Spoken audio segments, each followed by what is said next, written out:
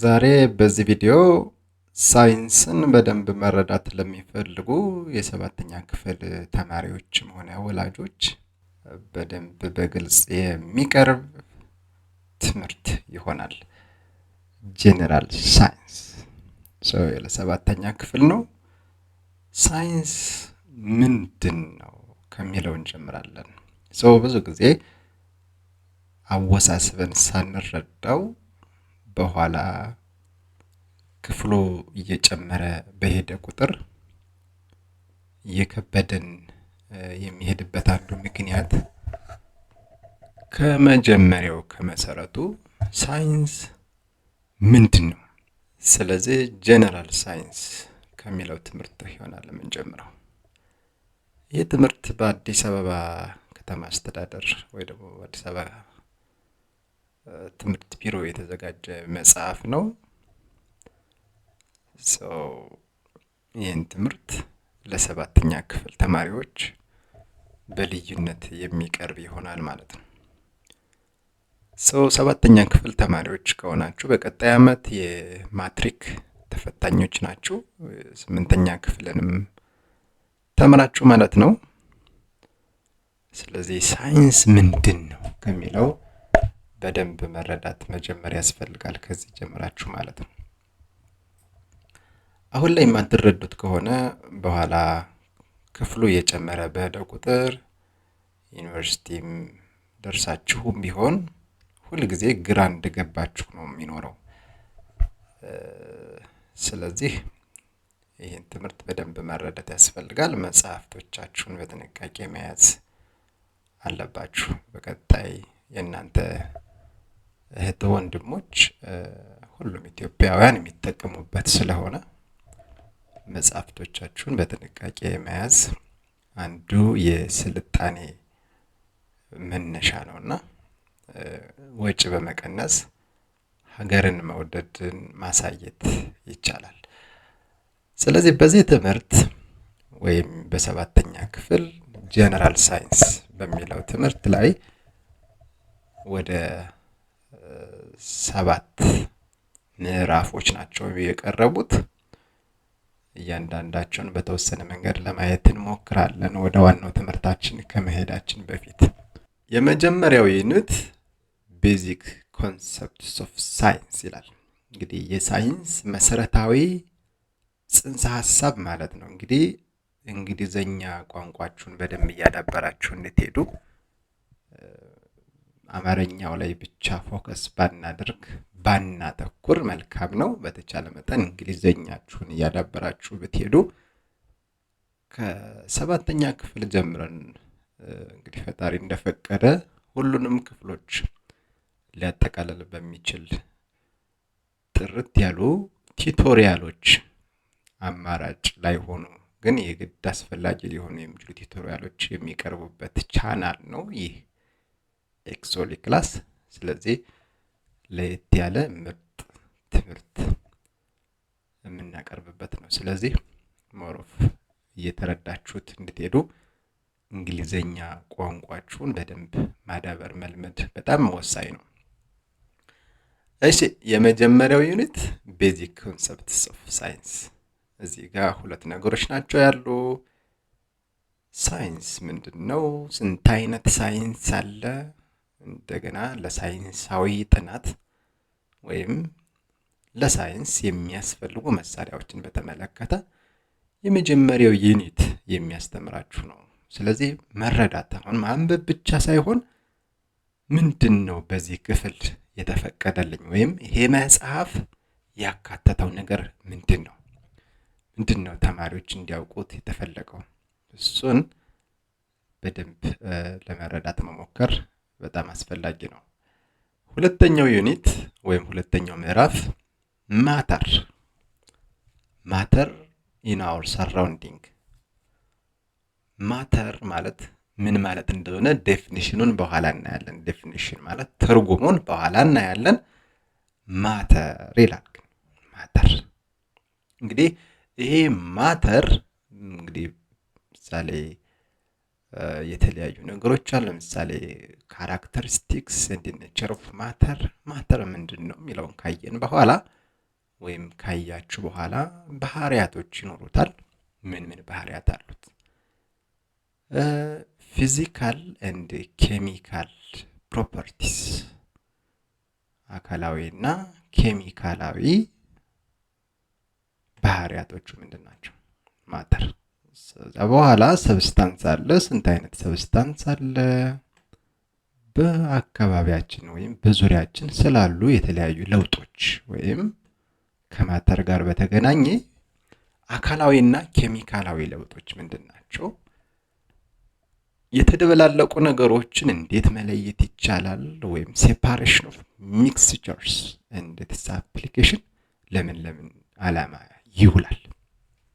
ይሄ እንግዲህ ሁለተኛው ዩኒት ላይ ያለ ነገር ነው።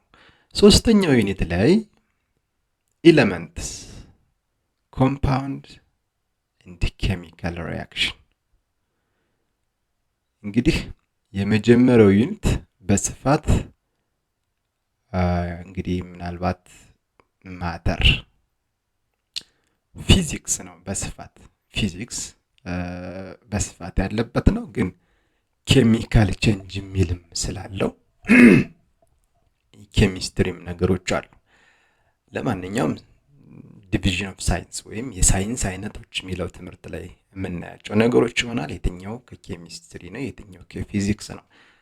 አንድ የሚታወቅ ቦልድ የሆነ ወይም በጣም ደማቅ የሆነ ልዩነት የላቸውም። ፊዚክስ፣ ኬሚስትሪ፣ ባዮሎጂ የሚባሉ ነገሮች እነዚህ በራሳቸው ሳይንስ ቢሆኑም ግን አንዱ ያለ አንዱ ሙሉ ሳይንስ አይሆንም። እነሱን የምናየው ኤኒዌይ። ሶስተኛው ዩኒት ስለ ኤሌመንት ማለት በብዛት ኬሚስትሪ ላይ ያሉ ነገሮች ናቸው። ስለ ኤሌመንት፣ ኮምፓውንድ፣ ኬሚካል ሪአክሽን። ስለዚህ እዚህ ጋር በአብዛኛው የኬሚስትሪ ስለሚባለው ትምህርት በቀጣይ 9ኛ ክፍል ላይ የሚቀጥለው በዋናነት ማለት ነው ከነዚህ መሰረታዊ ነገሮች ተነስቶ ነው። ስለዚህ ኤሌመንት ምንድነው? እንዴት ነው የሚወከሉት? እንዴት ነው የሚጻፉት? ኮምፓውንድስ ምንድናቸው? እንዴት ነው ኮምፓውንድ የሚወከሉት? ሲምፕል ኬሚካል ሪአክሽንስ፣ የኬሚካል ውህደቶችን በተመለከተ ዩዝስ ኦፍ ኬሚካል ሪአክሽን፣ በየዕለት ህይወታችን ለምን ዓላማ ስንጠቀም ኬሚካላዊ ሪአክሽንስ እናካሄዳለን።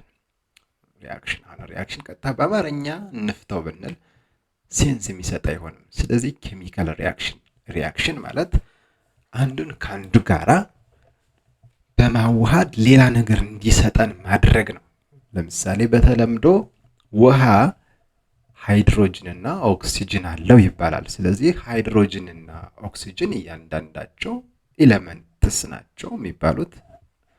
እነሱን አንድ ላይ ሪአክት በማድረግ ውሃን መፍጠር ይቻላል። ለማንኛውም እንዲህ አይነት ወጣ ያሉ ቃላት ካሉ ኮሜንት አድርጉኝና በምን መንገድ ትምህርቱ ቢቀርብ የተሻለ ሰዎች ይረዱታል፣ እናንተ ብቻ ሳትሆኑ ሌሎች በየጊዜው የሚመጡ ተማሪዎች እንዲረዱት ትርጉም ያለው ትምህርት ለመስጠት ነውና። አራተኛው ዩኒት ሴል ነው። ሴል አስ ኤ ቤዚስ ኦፍ ላይፍ። ሴል የህይወት መሰረት ነው። እንግዲህ ህይወት የጀመረው ከሴል ነው ብሎ የሚያምን አንድ ሳይንስ አለ። ማን ሳይንስ እንደሆነ እናያለን። እዚህ ጋር ማይክሮስኮፕ ምንድነው፣ ሴል ምንድነው የሚባሉ ነገሮች እንድታውቁ ተፈልጓል በዚህ ክፍል። አምስተኛው ሊቪንግ ቲንግስ ኤንድ ዜር ዳይቨርሲቲ ነው። ህይወት ያላቸው ነገሮችና ስርጭታቸው ምን ይመስላል። ስለዚህ እነዚህን በአጠቃላይ ህይወት በሚለው ትልቅዬ ቤት እንበለው፣ ኪንግደም ቤት ማለት አይደለም ኪንግደም፣ ግን ህይወት ያላቸውን ነገሮች ሁሉ የያዘ ወይ ደግሞ የህይወት ያላቸው ነገሮች ሁሉ ስብስብ። ኤኒዌይስ እሱን ለማንኛውም ማለት ነውና እሱን እናያለን ወይም እንድታውቁ ያስፈልጋል። ስድስተኛው ዩኒት መሬትን በተመለከተ ነው። መሬት እንግዲህ በዋናነት ስፔስ ሳይንስ እንበለው ወደ ስፔስ ሳይንስ ይወስደናል። ስለዚህ የመሬት ቅርጽ ምን ይመስላል፣ ሃው ካን ዩ ሜዠር መለካት እንዴት ይቻላል? ዳይሜንሽንስ ስለዚህ በኤክስ ዋይ ስለዚህ እንዴት ነው ቁመቷ እንዴት ነው ስፋቷ የሚለው ነገር የሚለካበት ነው። የመሬት የተለያዩ ክፍሎች ይኖሯታል። ፓርትስ ኦፍ ኤርዝ ሞመንት የመሬትን እንቅስቃሴ ኤርዝ ሲስተም ኤንድ ሳይክልስ መሬት ስላለችበት አጠቃላይ ስርዓት እሱን በተመለከተ እዛ ዩኒት ላይ ታውቃላችሁ። የመጨረሻው ዩኒት በሰባተኛ ክፍል ላይ ጄነራል ሳይንስ ትዝዋል ቢያባውት ሞሽን ስለ እንቅስቃሴ ፎርስ ኤነርጂ ኤንድ ኢነርጂ ሪሶርስስ እንግዲህ በዋናነት ይሄ ፊዚክስ ነው። ይሄ ፊዚክስ ስለዚህ ይሄ ዩኒት በደንብ የማይገባችሁ ከሆነ ፊዚክስ በደንብ ልትረዱት አትችሉም ቀጣይ 9ኛ ክፍል ላይ። ስለዚህ ታይፕስ ኦፍ ሞሽን ግራቪቴሽናል ዴፊኒሽን ኦፍ ፎርስ ኤንድ ግራቪቴሽናል ፎርስ ምንድነው? ከመሬት ጋር በተገናኘ ከግራቪቲ ከስበት ጋር የተገናኘ ኃይል አለ። እሱ ኃይል ምንድነው? ለምን ያገለግላል? ኢፌክትስ ኦፍ ፎርስ እንዴት ይለካል? ኃይል እንዴት ነው መለካት የሚቻለው? አሁን እንግዲህ ፎርስ ምናልባት ጉልበት ብንለው የተሻለ ይሆናል። ኢነርጂ የሚባል ደግሞ አለ። ኢነርጂ ፎርምስ ኤንድ ኮንቨርዥን ኦፍ ኢነርጂ ሪሶርስስ እንግዲህ ኢነርጂ ኃይል ብንለው ፎርስን ጉልበት ብንለው የተሻለ አማርኛ ትራንስሌሽን ሊሆን ይችላል እንጂ በዚህ መንገድ በመረዳት በደንብ ትምህርቱን ማወቅ አስቸጋሪ ይሆንባቸዋል። ፎርምስ ኤንድ ኮንቨርዥን ኦፍ ኢነርጂ ሪሶርስስ ዋይዝ ዩዝ ኤንድ ኮንዘርቬሽን ኦፍ ኢነርጂ እንዴት ነው ኃይልን ለነገም በማሰብ በአግባቡ መጠቀም የሚቻለው የሚለውን ነገር ነው። ሪሶርስ ዲፕሌሽን ኤንድ ኢንቫይሮንመንታል ዲግሬዴሽን ስለዚህ አካባቢ ከተጎዳ ደግሞ ነገ የምንጠቀመው ኃይል አይኖረንም። በአጠቃላይ ይህንን ትምህርትና ሌሎች ትምህርቶችን በደንብ ለመረዳት የሚያገለግላችሁ አንድ ክህሎት አለ። እሱም ተረጋግቶ ማንበብ፣ ተረጋግቶ ማዳመጥ። ይህ ካልሆነ በቃ የምትፈልጉትን ነገር ማግኘት አትችሉም በህይወታችሁ። ስለዚህ ተረጋግታችሁ ነገሮችን ማየት፣ ማንበብ፣ ማዳመጥ እሱ እንዳንድ ክህሎት ማዳበር ብትችሉ በጣም ቆንጆ ነው ብዬ እመክራችኋለሁ። እኔ በአሁኑ ሰዓት ዩኒቨርሲቲ ነው ማስተምረው። ስለዚህ ግን ቢያንስ በዚህ መንገድ እንግዲህ ሀገሬን ማገዝ ከቻልኩኝ በሚል ነው ይህን ትምህርት ለማዘጋጀት የፈለኩት ማለት ነው። በዚህ መንገድ እቀጥላለሁ።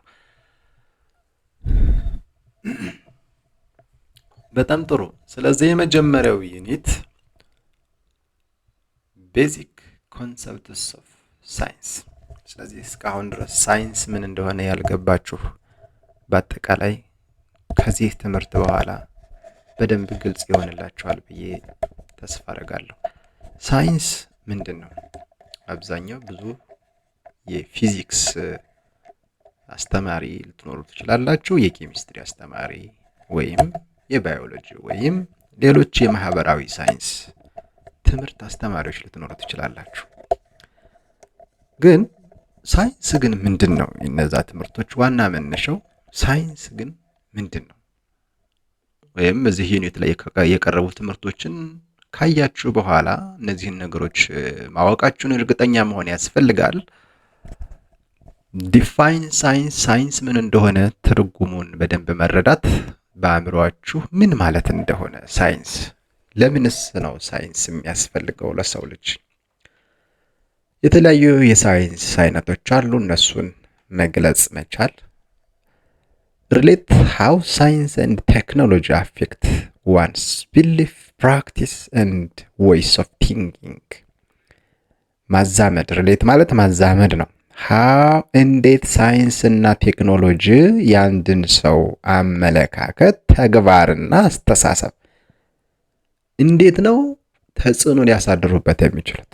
ስለዚህ ሳይንስ እና ቴክኖሎጂ የሆነን ሰው አመለካከት ወይም በየዕለት የሚሰራቸውን ስራዎች የሚሰራበትን መንገድ፣ የሚያስብበትን መንገድ ሊወስኑት ይችላሉ።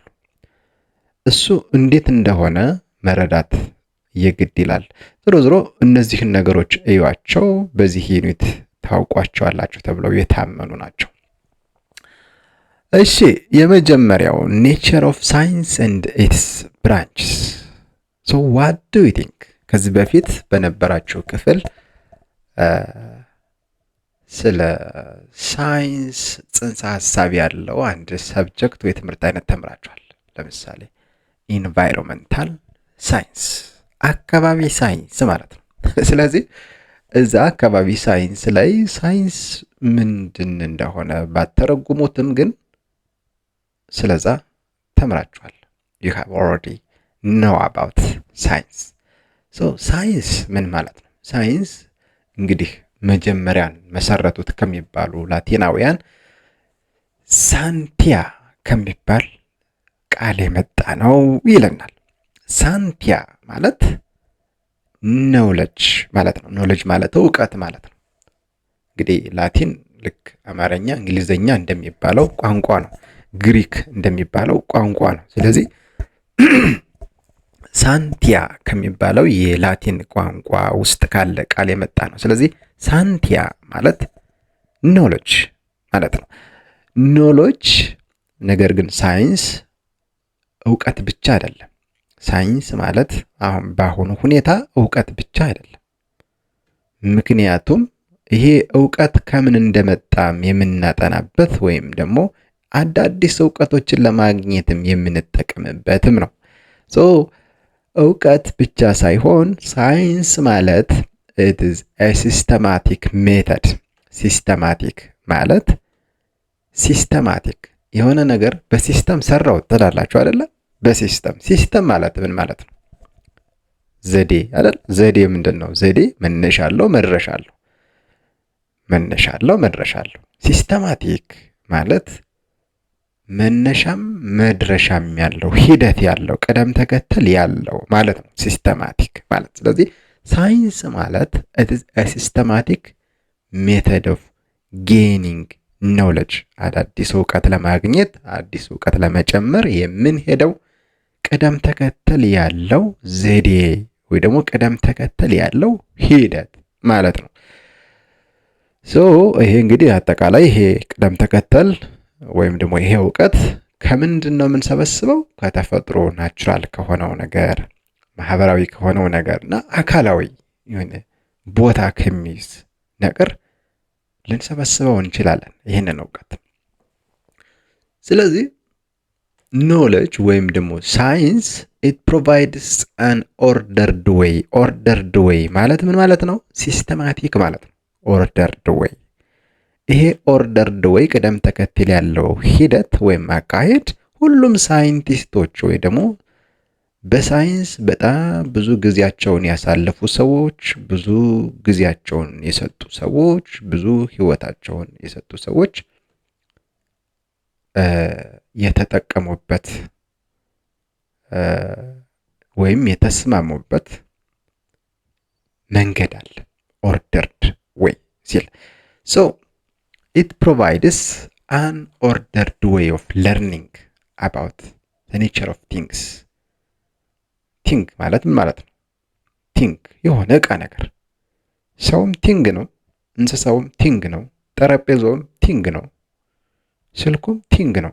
ቲንግ ማለት በቃ everything that you can see think ስለዛ ነገር ተፈጥሮ የምንማርበት በምን መንገድ? በመልከታ based on observation።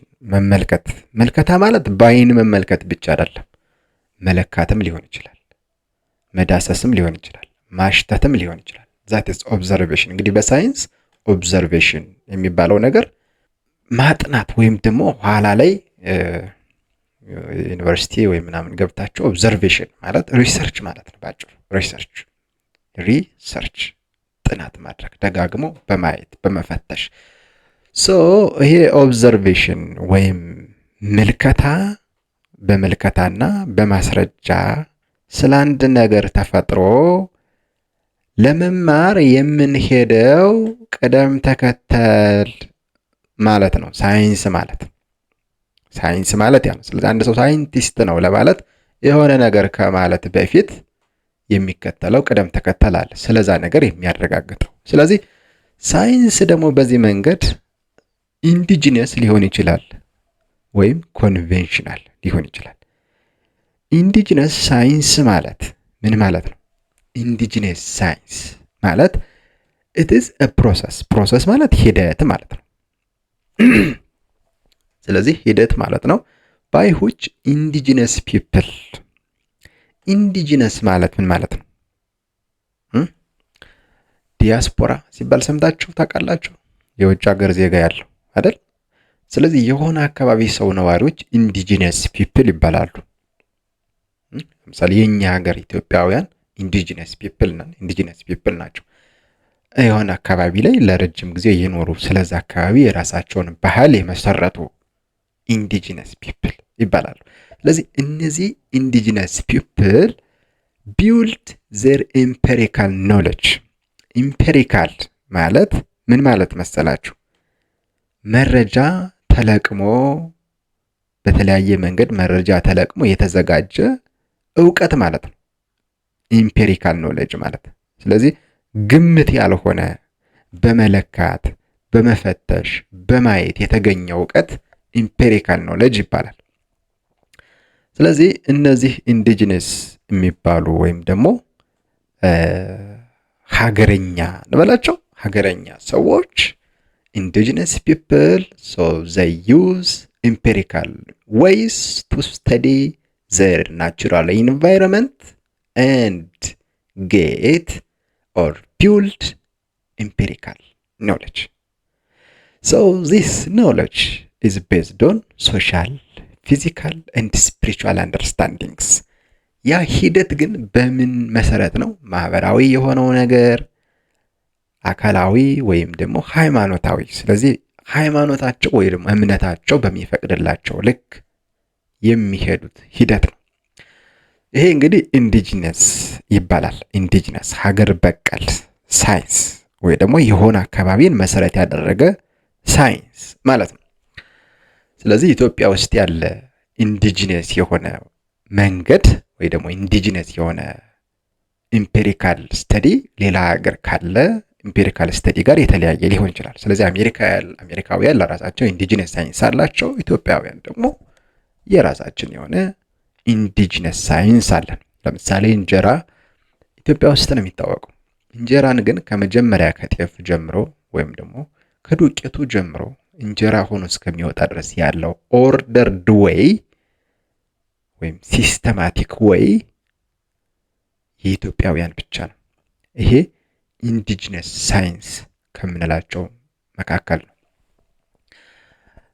በጣም ጥሩ። ሌላው ኮንቬንሽናል ሳይንስ የሚባለው ነው። ኮንቬንሽናል ማለት ኮንቬንሽናል የተስማማንበት ወይ ደግሞ በመግባባት ላይ የተመሰረተ ማለት ነው። ኮንቬንሽናል አሁን ኮንቴክስቹዋላይዝ ማድረግ ያስፈልጋል። ጥሬ ትርጉም ሳይሆን ይሄ ቃል ከሆነ ነገር ጋር ሲጻፍ የሚሰጠውን ትርጉም መሰረት አድርጋችሁ መረዳት በጣም እውቀታችሁን ያሳድገዋል። ኮንቬንሽናል ማለት በስምምነት። ስለዚህ ኮንቬንሽናል ሳይንስ በስምምነት ላይ የተመሰረተ ሳይንስ ማለት ነው። ኮንቬንሽናል ሳይንስ ኢዝ ኤ ሲስተም ኦፍ ኖሌጅ የእውቀት መስክ ነው። ቅድም እንዳልነው የእውቀት ስርዓት ነው። የራሱ የሆነ ኦርደርድ ዌይ አለው። በት which relies or based ማለት ነው። ሪላይስ ማለት ቤስድ ወይ ደግሞ በሆነ ነገር ላይ መሰረት ያደረገ ነው። ስለዚህ ምን ላይ መሰረት ያደረገ ነው? ይሄ ኮንቬንሽናል ሳይንስ it is based on certain laws የሆኑ ህጎች ላይ መሰረት ያደረገ ነው። ህግ ለው ማለት ህግ ማለት ነው። ህግ ማለት እንግዲህ ይሄን ብናደርግ ከዚህ ውጭ ባናደርግ እንደዚህ ስንሰራ እንደዚህ ብናደርግ ተብሎ የተነገረ ነገር ወይም ደግሞ ለስምምነት የቀረበ መግባቢያ ማለት ነው ሎስ። ስለዚህ በዚህ ህግ መሰረት ባወጡት ህግ በሚገዙበት ህግ መሰረት ሳይንቲፊክ ሜተድ የሚባል ደግሞ አለ። ያ ሜተድ ወይም ያ ኦርደርድ ወይ ሳይንቲፊክ ሜተድ ይባላል። ስለዚህ በአካባቢያችን ስላለችው ዓለም ወይም ደግሞ በዙሪያችን ስላለችው ዓለም እና በየዕለቱ ስለሚደረጉ ነገሮች ወይም ደግሞ ፌኖሜነን የምናጠናበት ዘዴ ነው።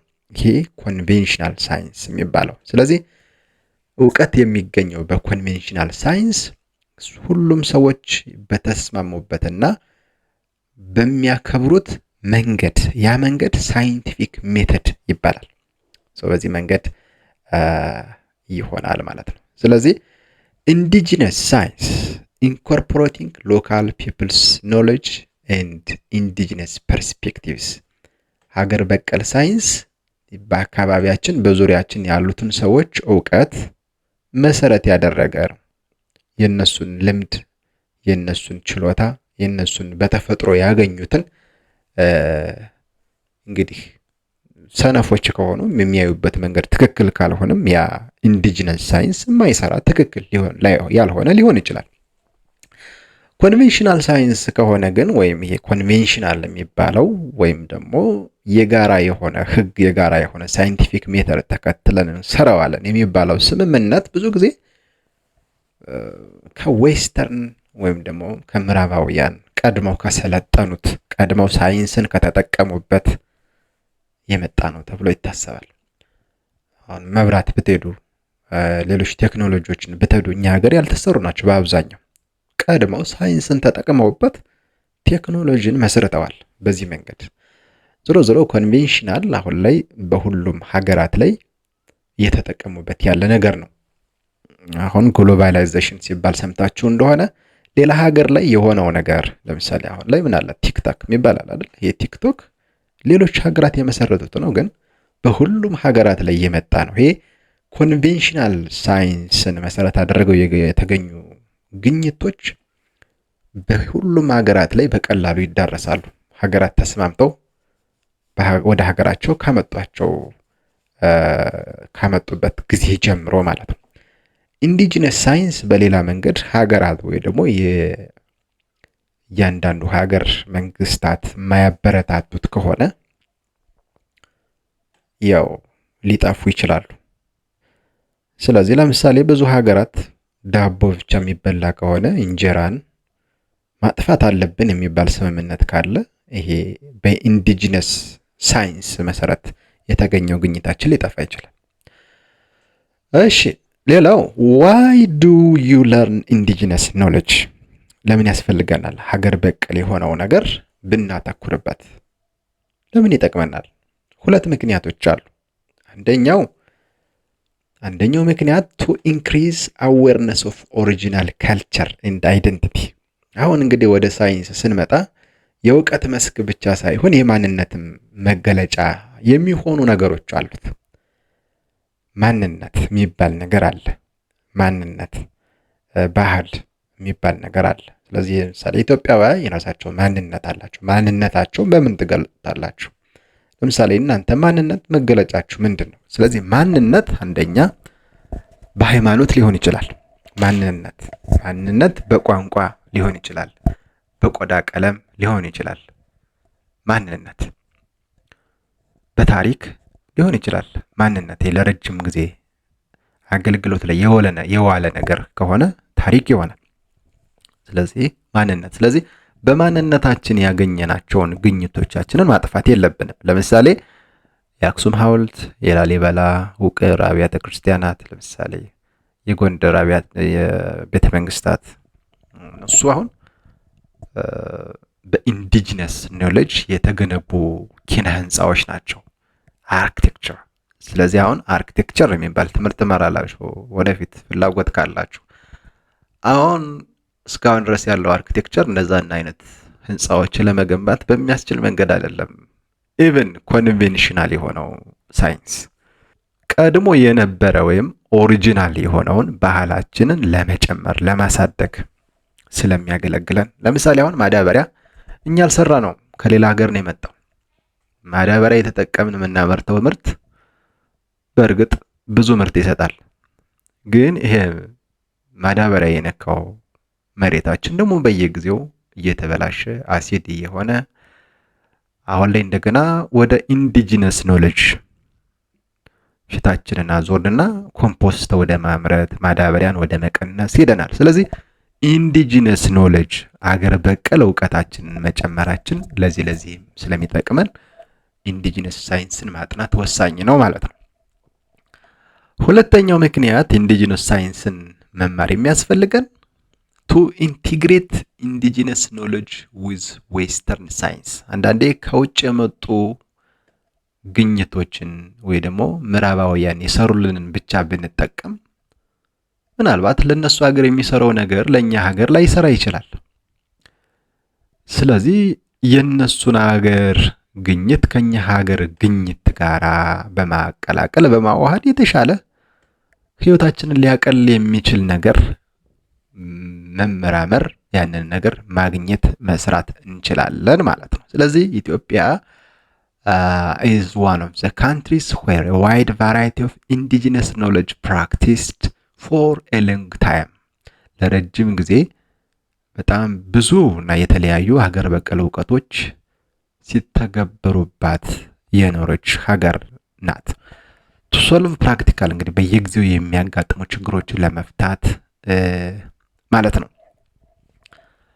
በተለያየ መንገድ ማግኘት ይቻላል። ለምሳሌ ኤክስትራክሽን ኦፍ ሜዲሲናል ኬሚካልስ ሀገር በቀል እውቀት መሰረት በማድረግ በኢትዮጵያ ሲደረጉ ከነበሩ ነገሮች መካከል ለምሳሌ በሽታን ለማከም መድኃኒቶችን ከእጽዋት ይቀምሙ ነበረ። እነዚህ ጀስት እንደዚህ አይነት ችግሮችን ለመቅረፍ ማለት ነው። ለምሳሌ የኮሶ ዛፍ፣ የባህር ዛፍ የሚባሉ ነገሮች ዳማከሴ፣ አሁን ሰው ሲታመም በዳማከሴ ሻይ ምናምን ሊጠጣ ይችላል። ፕሪዘርቪንግ ሚት ባይ አዲንግ ሳልት ኤንድ ስሞክ፣ ለምሳሌ ስጋ በጨው እንትን ከተገናኘ በኋላ እንዲደርቅ ይደረጋል አይደለ? አሁን ያ ብዙ አላስፈላጊ ነፍሳት እንዳይዙት ስለሚፈለግ በዛ መንገድ ይሆናል ማለት ነው። ስለዚህ በዛሬው ትምህርታችን ሳይንስ ምን እንደሆነና ኢንዲጂነስ ኤንድ ኮንቬንሽናል ሳይንስን በተመለከተ ኢንዲጂነስ ሳይንስን ለምን እንማራለን የሚለውን በተመለከተ የተማርንበት ትምህርት ነው። በቀጣይ እንገናኛለን። ቻው።